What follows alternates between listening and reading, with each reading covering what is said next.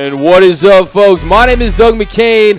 Welcome to the Get More Sports Podcast. You're listening to episode 4, where we're going to break down the NBA Finals. I'm going to give you 6 reasons why the Raptors can bring the championship back to the 6, back to Toronto. And then we're going to break out some baseball for the first time here on the Get More Sports Podcast. It's Memorial Day weekend. That's when you really start to get those baseball season feels. Only a few more weeks of the NBA, and then baseball has the stage up until the Fall Classic. So we're going to break out some baseball, talk about Cody Bellinger and his great season, his MVP season so far. But first, we're going to start in Toronto, where the Raptors, they win Game 6 on their home court. They advance to the first NBA Finals in their 24-year franchise history. He hits one of two, and it's grabbed by Leonard. That will wrap it. For the first time in Toronto Raptors 24-year history, they will be headed to the NBA Finals. Milwaukee just took a timeout. And the Raptors will go up against the two-time defending champion Golden State Warriors. And the Raptors have done it. And really the story was Kawhi Leonard once again. I'm starting to think that KL stands for Kawhi's League, because he beats Philly in that Game 7, first ever walk-off buzzer beater in a Game 7 in league history. He follows that up by not having home court advantage against the top team in the NBA that had won 60 games, a team that has the MVP this season in Giannis Antetokounmpo. They win back-to-back, like his diss track against Meek Mill. I told you I'm calling him Meek Milwaukee, because Toronto wins the series, and it was on the back of Kawhi Leonard. The claw was big again.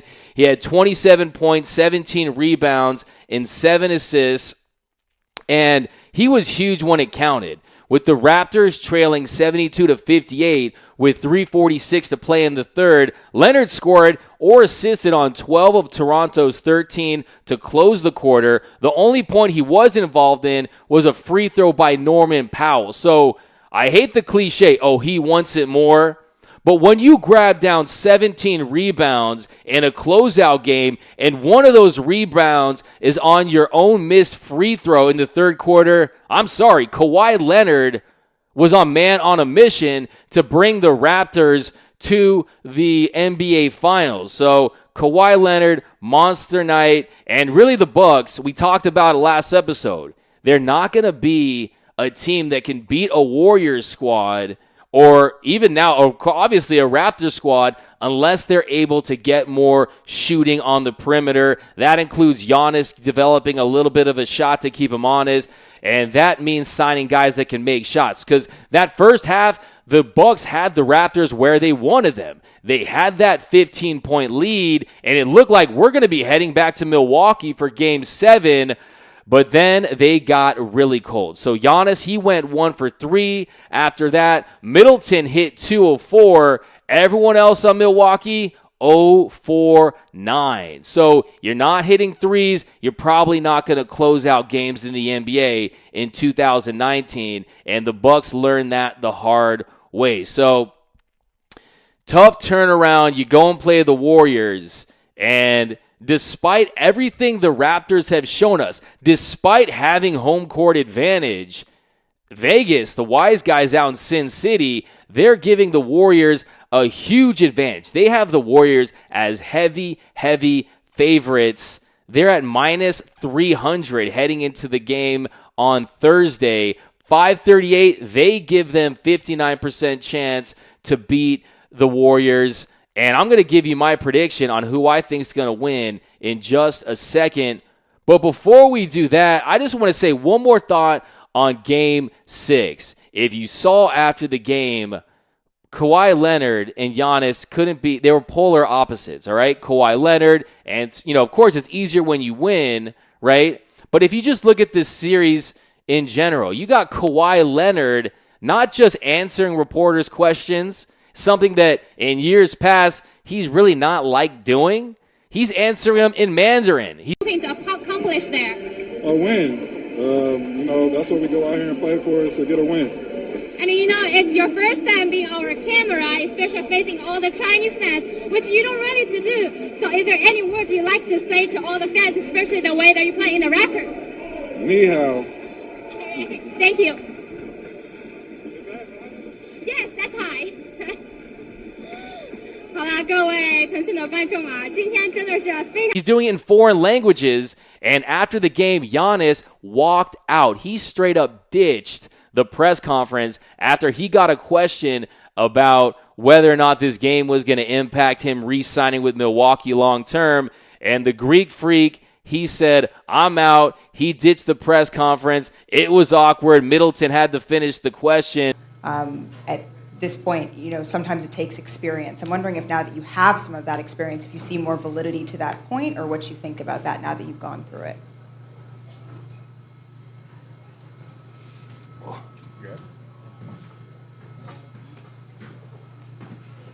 Just about experience. And I'm just saying, my man Greek Freak, Giannis, I've already said, he's one of my favorite players in the NBA. He's really been the golden boy for the NBA. You can tell they're already starting to market him and bill him as the next, LeBron in the East, someone who's going to be a potential face of the NBA. And you can't be doing that. You got to sit there. You got to answer the questions. Even if it's something you don't want to hear like that, don't be Cam Newton, right? Don't be Cam Newton. He's the same thing. He won the MVP that year with Carolina, and after the Super Bowl loss, he didn't answer questions, and it's not a good look. Sit there. You got to take the heat. Win, lose, or draw. And you flip that to Kawhi, who goes from a guy who's not answering any, he doesn't like answering questions, to a guy who's, he's got a little sense of humor that you see in there, answering questions in other languages,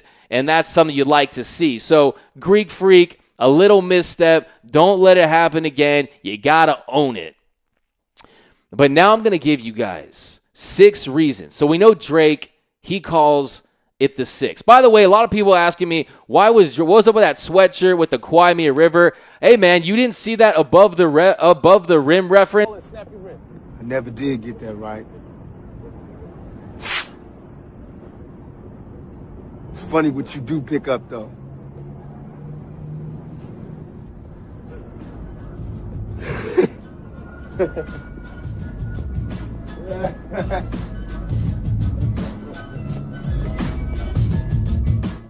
That was Tupac's sweatshirt in above the rim. Say what you want about Drake. He put people were clowning him for putting the do-rag, the black bandana on the championship hat. But hey, man, it's an homage. It's a tasteful homage to Tupac and the Above the Rim movie. Love that movie. So 6 reasons why the Raptors can bring the title back to the 6. Number 1, their defense is special. Okay, I don't agree with this Vegas favorite odds, these Vegas odds that have the Warriors as huge favorites. So if you're going to pull these upsets and beat a team that is this big of a favorite, like the 2004 Lakers, a team that had Kobe, Shaq, Gary Payton, Karl Malone, right? They had serious firepower coming out of the West, and they were a huge favorite. They had home court advantage. How did the Pistons do it? They did it with defense. You had Ben Wallace, who had the 3 straight defensive players of the year. You had Tayshaun Prince's length making things tough for Kobe Bryant. Rip Hamilton, part of his defense was his offense, running all around, getting guys tired out there. And the Raptors have a historically great defense. Look what they did. They just shut down 2 of the most potent offenses in the NBA. They shut down the Sixers. They made them look pedestrian. And then look what they did against the Bucks and Giannis. So part of the reason why they do what they do at such a high level is not only do you have, the best perimeter defender in the NBA since Scottie Pippen, but also the way they rotate, the way they can switch 1 through 5. You have guys like a Pascal Siakam that can guard 1 through 5, and he can make things difficult on guys like Draymond Green, Steph Curry, Klay Thompson. And then if Kevin Durant comes back, he has the height to move with him. So look for Pascal Siakam in this series. If he's on his game on defense, that's a good sign for the Raptors. And I really like their speed, their versatility to try to neutralize this potent Warriors offense. So another thing, too, not just do they have good defenders, their tactics really fit. Like, look what they did. They know what their strategy is. They like to swarm at you, and then if you get the ball out, they rotate back quickly. Giannis got the ball up half court. They swarmed him, got the ball out of his hands, and they were able to get back and guard shooters. Now, this is a different animal. This is the toughest test that they'll have to face in Golden State. And Klay and Steph, they only need a blink of an eye to get a shot off, but they do have the personnel and they do have the strategy to make things difficult against this Warriors offense. So in the 5 years that the Warriors have got to these consecutive finals, this is far and away the toughest defense that they're going to face, and they start on the road. So don't discredit that. They're on the road. They don't have home court advantage, and it's going to be a major factor heading into the series. So they're really solid on defense. Number 2, the status of Durant and Boogie. So Kevin Durant is not playing game 1. I doubt he's going to play game 2. He hasn't even stepped on the court yet, and he's just doing rehab stuff. He hasn't done anything physical as far as practicing goes, and he's a guy that when he gets back, he's a shooter. Shooters shoot, and KD's going to need the ball in his hands, and he's going to need to get some volume up before he gets back to being a finals MVP like he was last year. And then you have Boogie Cousins, who he comes back off that ruptured quad, and you know he's going to be pressing not only to get paid because he's a free agent next year in the offseason, but also this will be the biggest game that Boogie Cousins has played in his entire career. So with that said, that's a factor at number 2, the status of Boogie. Then, of course, number 3, you have that depth. The Raptors can bring 8-9 guys at you from 1 through 9, and they're probably going to get OG Anunoby back for this series, which will give them even more depth. And you also got to love the depth of the front line. They can beat you up down low with Gasol, with Serge Ibaka, with Siakam. And then on the perimeter, you got Norman Powell, who had a breakout conference finals. Van Vliet, who's come alive. Danny Green, like I said, he's due for some major mean regression in the finals. And you got to love that depth. You're going against a four-headed monster, a top-heavy team like Golden State. And the way to try to neutralize that is get guys that can give you valuable minutes off the bench. And Toronto has proven they have guys they can trust who can make plays, and if they're not shooting, can still commit on the defensive side of the ball. And you got to love that depth, especially games 5, 6, and 7 when they're grinding out games. You need those unsung heroes, those guys that are going to come out. The Van Vliets in game 5, someone else that can step up other than Kyle Lowry, other than Kawhi Leonard. And Toronto has those guys at their disposal. So I love the depth of the Raptors. They showed me something in that Bucks series. So take a look at that as the series progresses towards the latter parts of this series, the depth of the Toronto Raptors. And coming in at number 4, this is probably the most important reason. Number 2, Kawhi Leonard.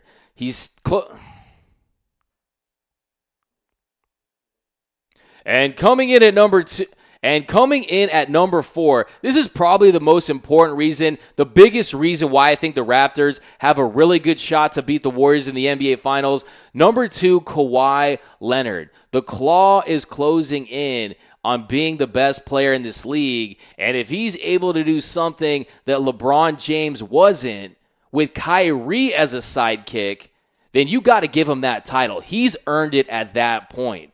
I mean, Kawhi Leonard, Kyle Lowry's nice, but there's no other top 20 player on the Toronto Raptors team. LeBron couldn't do it with Kyrie Irving. He couldn't do it with Kevin Love. And if Kawhi's able to knock them off, You got to give him that title. He's earned it at that point. This is a guy who hit the first walk-off shot in NBA playoff history. He's apparently looking for more endorsement deals. Maybe he should get a deal with Kleenex because he put JoJo in tears, right? This is a guy who just dominated the MVP in the last series and beat them 4 straight. So Kawhi Leonard, he is on a historic run.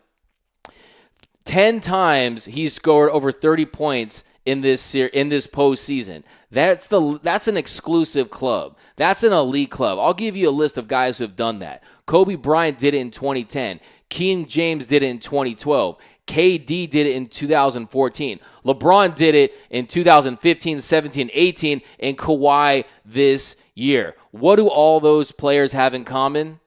They were the best player on the floor for their team. And the NBA, you got 5 players out there. When you have the best player on the court, you give yourself a great shot at closing out because the ball's going to be in your hands. And Kawhi, he's not just a great player, he's a clutch player on both sides of the floor, and that's why he's so special. He'll lock you up on defense, he'll get you clutch shots, hit threes on offense, and he's got some unfinished business with the Warriors. He had his Spurs up 21 points with under 8 minutes to go in the third quarter of Game 1 back in 2017 before Zaza Pachulia. Shot clock at 8. Aldridge pushing off on Pachulia. Leonard fires from the corner. And Leonard goes down again. And he's in pain again in front of the Spurs bench.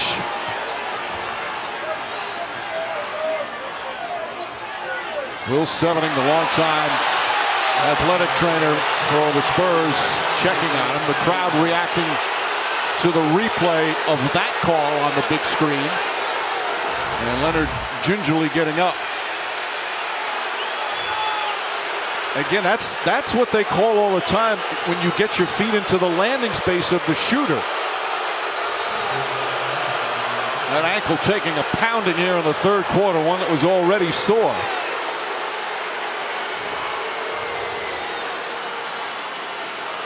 And then Green fouls to get Leonard out of the game. Again, he had to shoot the free throws to stay in it in case he wants to return. But he's going to walk over to the bench. I don't like that foul by Danny Green. I think you need to if you're going to take a foul, put a guy who's not going to play in on the free throw so that when you throw it in, you don't have one of your better players taking an unnecessary foul. And that's his third foul. Who is your creator offensively if you're San Antonio? Whether it was a dirty play or he's just clumsy as hell, that sidelined Kawhi Leonard, and we didn't see him again in that series. But he hits those free throws. The Spurs are up 23 in Game 1. They're probably going to win Game 1, and who knows, maybe they knock off the Warriors back then, and the NBA history has changed forever. So don't think that Kawhi Leonard doesn't remember that and doesn't want to get a little bit of revenge against the Warriors. So he's got unfinished business. Number 5, home court advantage. So the Raptors, they earn home court advantage by finishing with a 58-24 record, second to only the Bucks, who they just won 4 games against. And in the NBA, home court matters. More than any other sport, home court advantage is important in the NBA. Through NBA history, 60% of teams to have won their regular season games at home, and that jumps up to 65 in the playoffs. So the home court's going to be big, and they start right at Scotiabank, and they're going to have 4 solid days off. And then what I think is it's going to go 7. I think the Raptors are going to stretch this to 7 games, and if that's the case, in the last 10 years, 75% of teams in the playoffs have won that home game at home. So having Game 7 at home is big. It wasn't big for the Warriors, who lost to the Cavs in Game 7 a few years ago. But the Raptors being at home with that electric crowd, you got the Drake effect on the sidelines. You got 20,000 outside. That energy for the Raptors is going to be huge. And if they're able to stretch it, that's going to be a factor. I like them at home if it gets to a game 7. And number 6, the 6th reason why I think they can bring the Larry O'Brien back to Toronto is I think we need to put an end to the Drake curse, and I think we need to put an end to the Barkley curse. So right after the game, Charles Barkley, who had picked the Bucks to beat the Warriors, he switched that to the Raptors. So his career high in assists. Yeah. He just wants to win, and there's never any the offensive rebound down the stretch off the missed free throw. And he always makes the right play. And what's going to be interesting, Ernie, he got a long time to get healthy. They don't play till Thursday. Right. He's going to be a lot because and they're not traveling. They're not traveling. But to answer your question, go ahead. No, go ahead. Answer your question. I'm taking the Toronto Raptors. Okay. Well, okay, I got you. By the way, Barkley, this is a guy who has admitted he's lost like $10 million as a gambler, right? In Vegas. He's a perpetual, he's a degenerate gambler, as they say, and he's got the Raptors winning. And then you have Drake, who every team he supports, every time he wears merchandise of that team, they seem to go on and lose. And I think that those curses end with the Raptors win in this series. Barkley, he hasn't fared well with his predictions. And Drake, he's been historically bad with his predictions. And I think the only way for that to end is his team, who he's the global ambassador, the Toronto Raptors. You know, he bandwagons on a lot of teams, right? He was repping Alabama, they lost. Kentucky, they lost. But if his Toronto Raptors win, that's the end. That'd be like if the Red Sox traded back for Babe Ruth and Babe Ruth hit a World Series walk-off home run for the Red Sox. Or if the Cubs allowed Bartman to ride in the stadium on a billy goat to throw out the first pitch. That's how you obliterate curses. And if the Raptors win, the Drake curse is over, the Barkley curse is over. It's time for a new curse. And that's why, say what you want, you got most people picking the Warriors. I'm telling you right now that the Warriors are going down. The Warriors are going to be upset by the Toronto Raptors. It's going to happen in 7 games. And I'm not going to toot my own horn, but I'm the same guy who had the Cavs beating the Warriors in Game 7 of the finals back in 2016. So a few years back. So I picked that. I got a strong feeling there, and I got a strong feeling that the Raptors are going to beat the Warriors. It's going to happen. People are going to be touting this as one of the biggest upsets in NBA, in sports history. And it's going to happen. Mark my words. If you want to win some money, that's on you. But the Raptors, they are going to defeat the Golden State Warriors in the NBA Finals, and that's how it's going down. So, switching to baseball. Baseball is in full swing. Like I said, Memorial Day, that's when you really start getting those baseball feels. NBA is going to end. Baseball is going to get center stage all by themselves. And we need to take notice. If you have not recognized the greatness of Cody Bellinger for the Los Angeles Dodgers, you need to. Cody Bellinger, he's the best player in baseball. It's not a small sample size. We're at 50 games. Cody Bellinger is showing no signs of slowing down anytime soon. He's a student of the game. He made the adjustments after an off year last year, a sophomore campaign where his home runs dropped from 39 to 25. He put in the work, and he's playing like an MVP. And I just want to point out, like I said, Major League Baseball, if you got to reshoot those promos, if you have to print more jerseys, you need to feature Cody Bellinger. Put him up there with the Bryce Harpers, the Christian Yelich's. He plays for the LA Dodgers, a flagship franchise, and you need to do what you need to do. Put him on more features and get Cody Bellinger out there because he is a superstar and he has delivered in a major way for the Dodgers this year. And with the Dodgers, after they didn't sign Bryce Harper, we know how that fiasco all went down. You heard all the things about the Brinks truck with the Dodgers. You know, that guy with the Brinks truck, when the Dodgers went to visit him in Vegas, they visited him multiple times. A lot of people said they were going to offer him something in the ballpark of 5 years, $225. And when that didn't happen and he signed that deal with Philly, the LA Times' Bill Plaschke, this guy lost his mind. It was like it was the end of the world for the Dodgers. The headline, Dodgers whiff on Bryce Harper and a chance to solidify a franchise for decades. For a decade. Quote, they had a chance to lock up a charismatic 26-year-old slugger who could be the swaggering face of the franchise for the next decade. They flew to his Las Vegas home this week in what appeared to be a successful attempt to convince him in their charms. It seemed like Harper was all but begging to come to Los Angeles. The Dodgers blinked, and now you have to question, what exactly are they looking at? And my answer to Bill Plaschke is they're looking at Cody Bellinger, a guy who plays heavy right field, a guy who has been superior to Bryce Harper in every single category this year. So I'll show you a list of categories where Cody Bellinger leads Major League Baseball. WAR, 4.9. Offensive WAR, 3.6. Batting average, 386. On base percentage, 755. And the ever important OPS of 1226. Okay, that's straight raking. Runs scored, 47. Hits, 71. Total bases, 139. We can go on and on. Win percentage, 889. Times on base, 103. Now let's take a look at the categories that Bryce Harper leads in. Overall strikeouts with 73. So 73 overall strikeouts. And Bryce Harper, he's on average to strike out 220 times this year. His batting average is down to 227.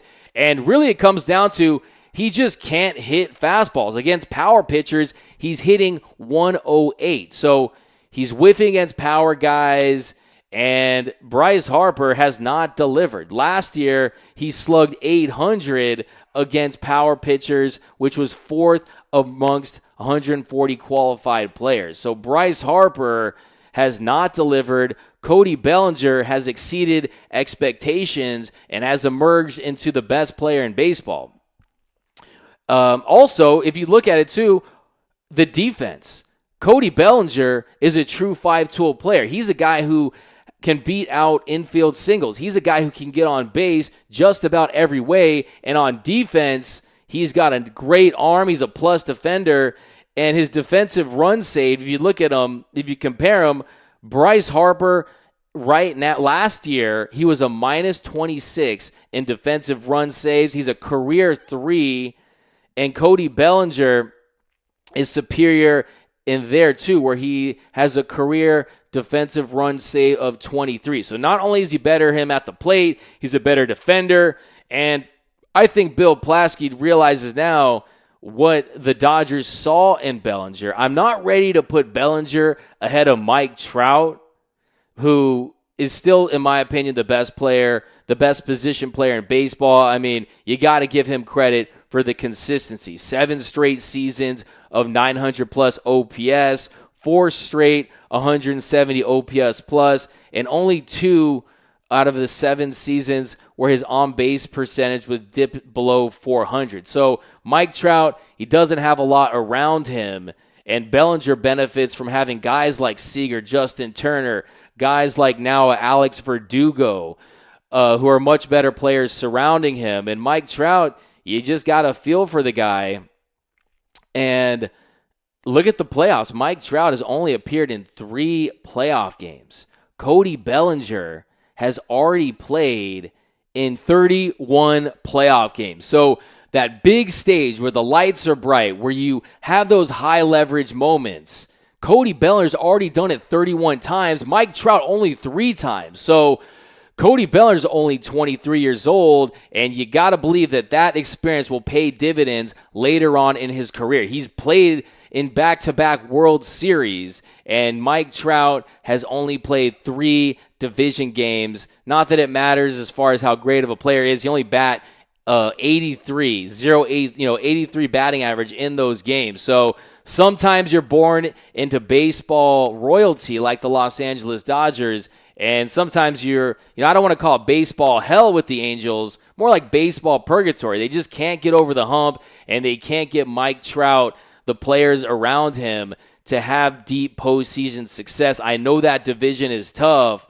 but as far as moving forward, I think that Cody Bellinger has all the tools to make a run at eclipsing Mike Trout as the best player in baseball. I won't do it just yet because he hasn't done it as long as Mike Trout, but he's definitely, you give me the next 10 years, if I had to pick between Cody Bellinger and Bryce Harper, no brainer. You go with Cody Bellinger, who's just playing phenomenally. They're going to have to lock him up at some point, but definitely take note. Cody Bellinger, he's straight raking this year in an era where it's all about the long ball and the batting averages are low and strikeouts are up. He's made the batting average cool again. He's made the batting average something that you want to achieve. You want to be disciplined at the plate. You want to get on base.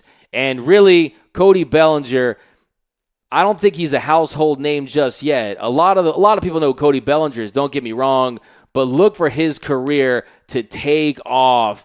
And Cody Bellinger, the MVP of Major League Baseball. Take notice. Bill Plaschke, you owe the Dodgers an apology. They're going to be just fine without Bryce Harper, especially with guys like Cody Bellinger. But that's going to do it for this episode of Get More Sports.